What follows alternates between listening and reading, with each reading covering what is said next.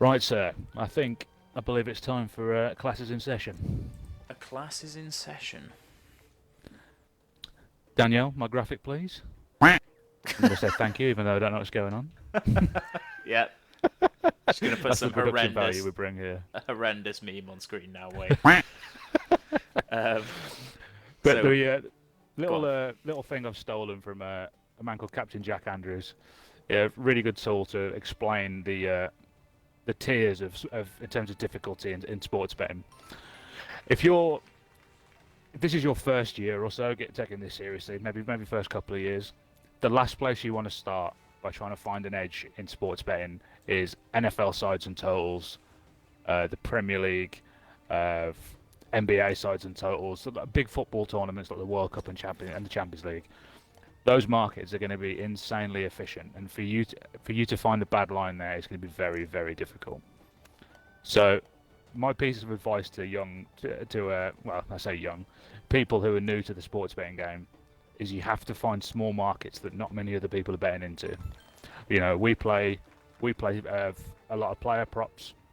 We play a lot of their sides and totals. We play a lot of soccer in smaller leagues. Um, for the most part, if we are playing soccer, it's usually on small derivative markets like first half goals, corners, cards. Yeah. Yeah, you're more of a fan of the cards and whatnot, aren't you? When I do bet football, it's cards and Yeah, corners, and yeah, picking a side to win in Premier League football's just don't. yeah. You might get the odd good read. Don't get me wrong. Like you might see that a price in the NBA is just like flat out wrong, and you know that market's going to move towards you. But for Yeah. the most part, like you're not going to make your bread and butter. You're not going to put food on your table betting on the NBA. Sides and totals markets. You need to attack player props and whatnot. Yeah. Um, you know, we all have our niches. Um, for me, one of the most successful things that I bet on is the American Hockey League, which is the feeder system to the NHL. Um, More often than not, those games are mispriced. Reese, I know you love betting on CDL.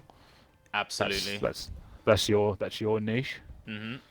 Um, and the things that we've learned over the years is that you have to attack these smaller markets to really increase your profit margin. Yeah. You know, so whether that's I don't know, horse racing. Uh, a lot of guys make a good bit of money betting on ATP tennis. Oh, I've whaled that. IPL cricket, really small soccer leagues. You know, we've got a good relationship with Joe over at Odd Alerts, who provides a lot of great stats for um, really small markets. You know, you can bet on the Nicaraguan under 20 league if you want to. That's been It's more. just it's just It's just leagues that insane. no one's heard of, so the books just Yeah. chuck a lineup thinking Mhm. no one's going to spend the time going through and attacking this because they're Yeah. banking on people just throwing a Mhm. couple of accumulators on for the weekend, going down the pub Yeah. and just Mhm. forgetting about their bets. So that's where the research comes in, so you can go in and Yeah. find these lines and find an edge. Mhm. Yeah. And that's how you make your money on these sports. Yeah. You're not betting outcomes. You're betting probabilities.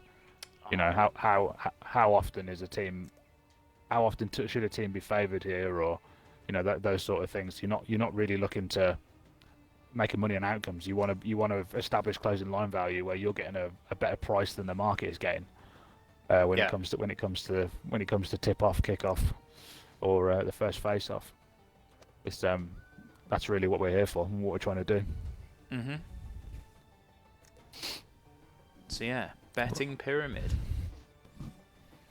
Yeah, I think the one of the most interesting things in the world is how rarely sharps bet the Super Bowl.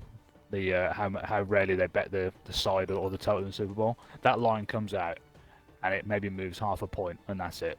There's no edge there for anybody. That market is far too efficient.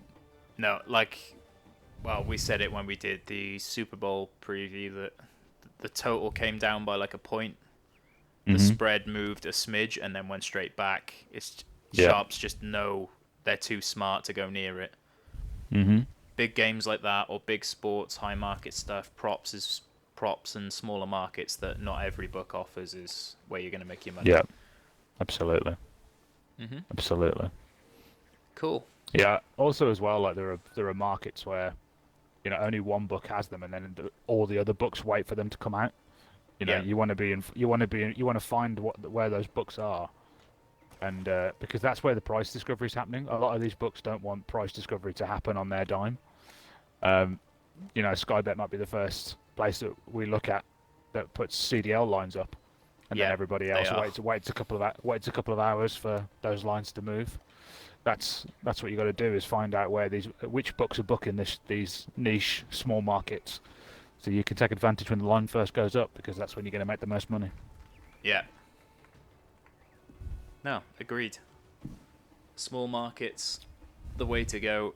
Bigger markets or sports that are a lot more popular, you want to look for the really weird prop. Yeah, or angle. the outlier, or the real outliers. Yeah. We've both Cool. played a horror shot there. Oh yeah.